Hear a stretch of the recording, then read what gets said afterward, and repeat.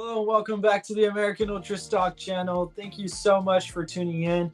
It is here. The roster is out. As you can see on Braden's background, hopefully that's a sight we can have a long shot of dreaming will happen during the summer. But these are the men that Greg Berhalter has elected as the ones that are capable of doing that. Braden, position by position, we're going to get started with the goalkeepers. We have Ethan Horvath, Sean Johnson, and Matt Turner. Your analysis on all of those three, and at the end of it, tell us, who do you want to see starting between the sticks for the United States? I think we can make the goalkeeper analysis pretty quick. I don't think there's really much to discuss here. Matt Turner has been the number one for a while. Like I said in the last video we had, the end-of-season stock watch, go check that out if you haven't. He's been our undisputed number one since the World Cup, and there hasn't been any competition for better or for worse. I would argue for worse. So some fans would say for better. He's been pretty consistent for the national team. I would disagree, especially lately, but we'll see how he does. He's going to be the undisputed number one again going into this tournament. Although one thing I will note is that Greg said Matt Turner is the number one for now. He did say that he was asked questions by the media. Unfortunately, it wasn't live streamed or anything, but there was a lot of journalists who were providing the updates and his answers on Twitter, which I thought was very helpful. And he did say that about Turner, which indicates that maybe he's been keeping a close eye on the Olympic group and who's been standing out there and maybe who can be the future of that position. But for now, it's going to be Turner. Horvath's going to be his backup. I still would like to see Horvath probably get a start over Turner. I'm probably the only one in the fan base who thinks that, and that's perfectly fine. I don't think there's really much of a justification for that, besides the fact that I think Turner's been abysmal for the club and somewhat country this season. And I think Horvath, although he didn't play at all in the first half of the season, wasn't even registered, I think he was pretty solid at Cardiff. A reliable, if unspectacular goalkeeper that has never made a mistake for the national team. We can't say that about Turner anymore. So I would personally start Horvath. I know that's a crazy take. Flame me in the comments if you want. Turner will end up starting every game unless, God forbid, an injury happens to him. And then for the third spot, I see a lot of people getting mad about this one. Sean Johnson, definitely not who I would have picked. 100% not who I would have picked. He has no future with the national team. But there's not really a point getting mad about this selection. It's the third goalkeeper. They're not going to play regardless of who it is. I think it's better to bring a veteran like Sean Johnson than to bring someone who's kind of in the middle of his career but doesn't really have a future with the national team, someone like Drake Callender. Personally, my pick would have been one of the Olympic guys because only two will make the final roster. There's three good enough, Slonina, Schulte, and Brady. Whichever one of them doesn't go to the Olympics, I would have liked to see as the third goalkeeper here because I think they've all earned it. But it is what it is. Having an older, experienced player in the locker room who I'm sure some of the guys get along with pretty well isn't necessarily a bad thing, especially with how young this age group, this squad is. Yeah, my take is pretty similar. I'll say that you're not alone on the Horvath train because I said it last year. I was even a fan of Horvath having a chance, at least having a shot with the main squad. I agree with you. I think that if we look at the very small sample of matches that Matt Turner played in this year, well, he didn't do well against Trinidad and Tobago, really shouldn't have conceded that free kick. And then against Jamaica, can we really say that was up to par with what we expect for the United States starting goalkeeper? I'll start Horvath as well. On the third goalkeeper, I agree with you. I think it would be nice to call Chris Brady in particular, just to hurt the Chicago Fire and give them a little bit of something back. But yeah, the goalkeeper, I think the top two kind of pick themselves. The third one, he's not realistically going to play anyway. So let's move on to the defenders, where we have a shocker right here. Maybe Greg resorting to his old self. Just going to read it out. We have CCV, which Greg has alluded that he would be a part of this, so no surprise there. It's a comeback, but no surprise. Christopher Lund, who actually went out of the match today against Venezia injured. It looks somewhat serious. Let's see what happens there. Mark McKenzie, Shaq, My Bad Moore, Tim Reen, Chris Richards, Jedi, Miles Robinson, and Joe Scally. Braden, take it away. What do you think about the defenders? What would you like to see different? And who would you start? The starting back four if we were to play, well, we are going to play Brazil. So who would you start there?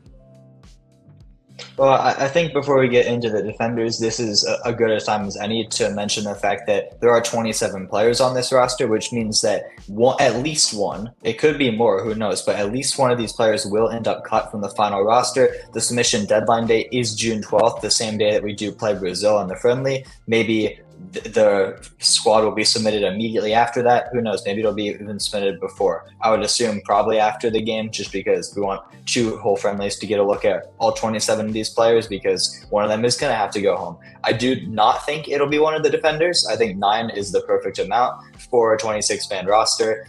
You go basically from 8 that you would have for 23, add an extra player into the defenders. I think it's very sensible. It makes a lot of sense. One thing that I will say is with Christopher Lund's injury, well, it remains to be seen how that will go. And I think part of the reason Greg did bring 27 players here is because there are a couple players, Lund added to that list now, that we don't know if they're fully healthy. Tyler Adams is one of them, Josh Sargent is the other, and like we've mentioned, Christopher Lund now added to that list. So if we experiment with them in the friendlies or in the training camp and the practices, and it seems like they're not fully fit for the tournament, they will probably end up being cut. And then the extra player who would have been cut initially will come in. And if multiple of those guys can't go, then maybe we'll go into it with a depleted roster, or maybe we'll call up someone else as well. It remains to be seen how fit these guys are. But into the squad, I'll start with the center backs. I think this is a very straightforward group.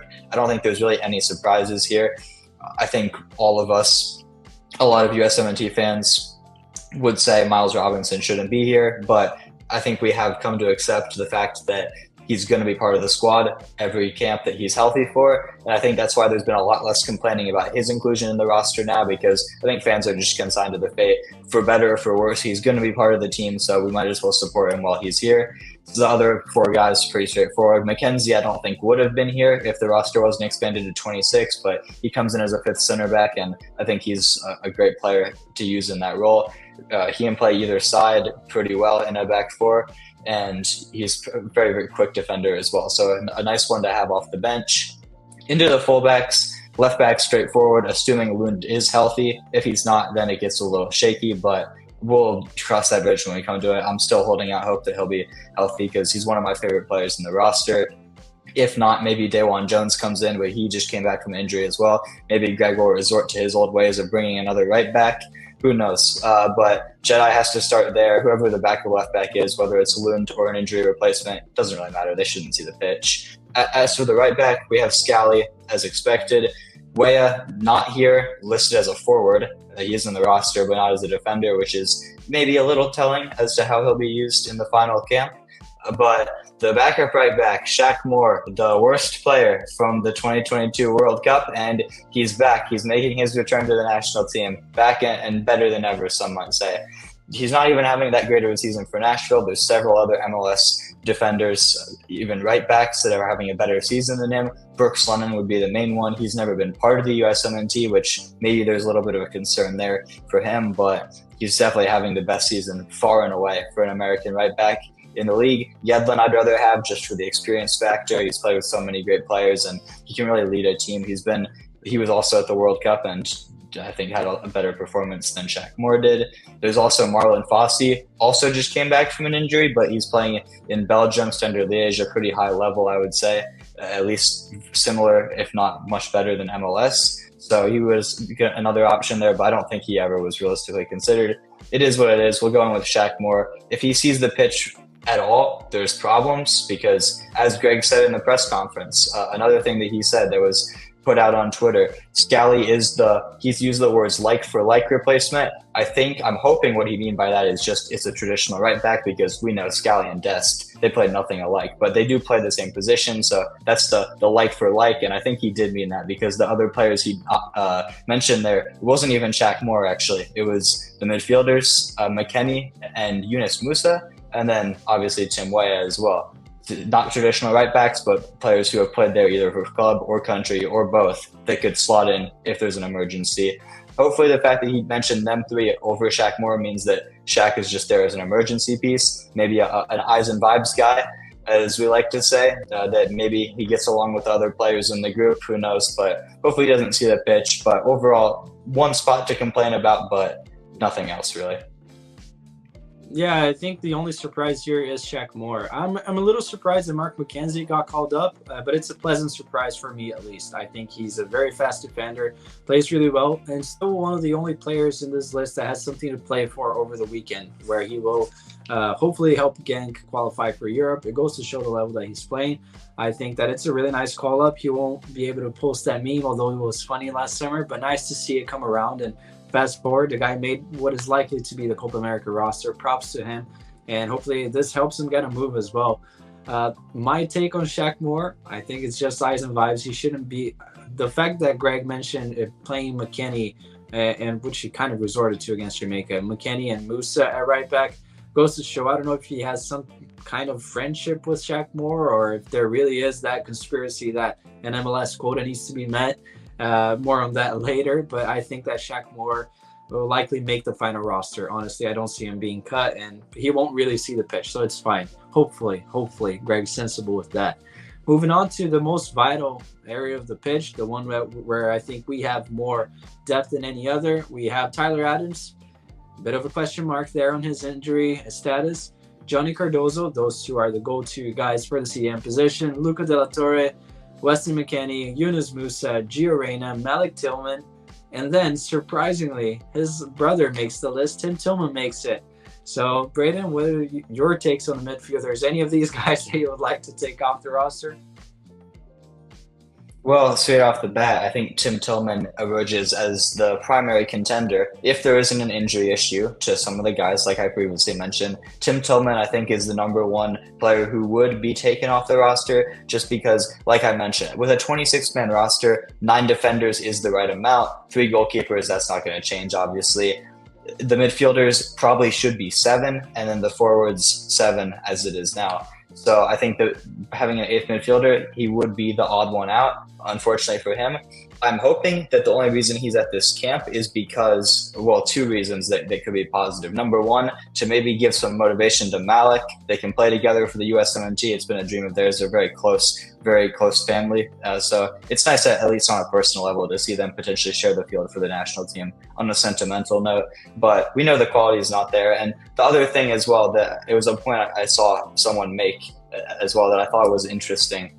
The fact that there are 27 players on this roster, calling in that 27th guy who, if all things go according to plan, won't make the final roster, having that be someone who's domestic based within MLS is a lot easier to bring them into the camp than someone like Leonard Maloney, who I think is the number one snub from this roster in general, regardless of position, who's playing overseas, having to fly him across the continent to a different country and bring him across the ocean, so much travel just to not make the final roster. It's a little harsh on him.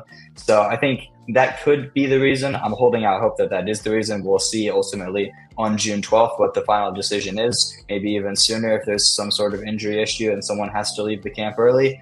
Hopefully there's not. But for the rest of this group, I think they picked themselves. I think this would have been the 7 that I would have brought.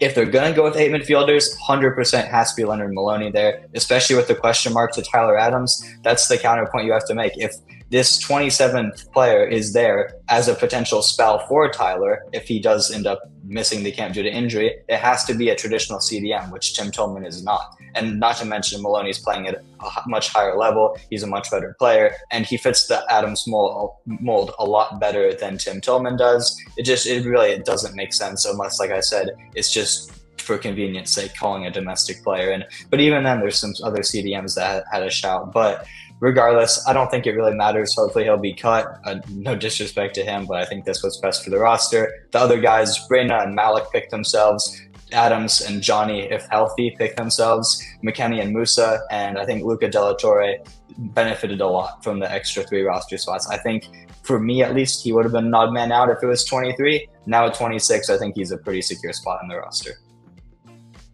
Maybe a bit of a hot take, but I think that even if he was to call this craziness with Timmy Tillman there being as the guy that's not going to get called up anyways, I would still put Leonard Maloney ahead of Luca. I think that Greg is showing that he's tactically inept by leaving out a guy like Maloney. Let me give you a little scenario. We're playing against Brazil, quarterfinals. Somehow we're winning 1-0, okay? Tyler Adams is on a minutes restriction. Johnny's playing. Who else are you going to leave to overload that midfield to defend? Who? Luca De La Torre, come on. I love that guy, but he can't really defend. Timmy Tillman, hopefully he's out of the roster. He's not even there. Who else really? McKennie's going to have to do a shift there. Wouldn't you like to have a player that's versatile enough to play as a center back? Well, as a center back, he was formed as a center back and plays well at the CDM position, has been adjusting, playing at a high level. Well, no, in Greg's opinion, he calls up. I don't know why Luka's there. I like Luka. I've always been a fan of his, but I don't think he should be there, even considering his season. He had one good month. That's it. That's literally it. But anyways, that's my take on that midfield. I like how they always try to sugarcoat this and put some players that are midfielders, like Brennan Aronson. He's a midfielder. I think his best position is a 10. Very good. He can play the 8 as well and come in and with a burst of energy. And that brings us to the forwards, where he's the first one listed here. And we have Fuller and Balogun, Ricardo Pepi, Pulisic, Josh Sargent, Tim Weah, and Haji Wright. So any surprises there, Braden?